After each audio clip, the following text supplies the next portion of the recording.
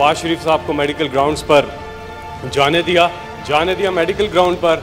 वो उधर ग्राउंडों में चक्कर लगाते फिरते हैं, फ़ोटोशॉप करवाते रहते हैं। और जो प्लेटों का मसला है वो पूरी ज़िंदगी ये प्लेटों के चक्कर में रहे, कभी निहारी की प्लेट, कभी पाई की प्लेट, और अब ये प्लेटों की कमी। और अब हम जब देखते हैं कि जैसे ही उन्होंने जाते वक्त जहाज़ को देखा, और ये होता है साइकोलॉजिकल, पड़ता है मरीज़ पे असर कि वो सोचता है कि उसकी आबो हवा बदलने वाली है, तो उस पर काफ़ी असर, तो वो टेक ऑफ करने से पहले ही वो ठीक हो गए थे। आम आदमी और खवास में जो है फ़र्क ख़त्म होना चाहिए और उनको वापस लाना चाहिए, और इस पर हुकूमत काम कर रही है। ये कैसे हैं कि बस सर में दर्द भी होता है, बाहर इलाज करते हैं, इनके इलाज बाहर, इनकी प्रॉपर्टीज़ बाहर, इनका सब कुछ बाहर है, और मुल्क सिर्फ ये हुकूमत करने आते हैं। कभी कभी पाकिस्तान का चक्कर लगाते हैं, थोड़ी देर हुकूमत करते हैं, करप्शन करते हैं, जेबें भरते हैं, फिर चले जाते हैं। ये इनका तरीका कार रहा है पिछले 30 सालों से।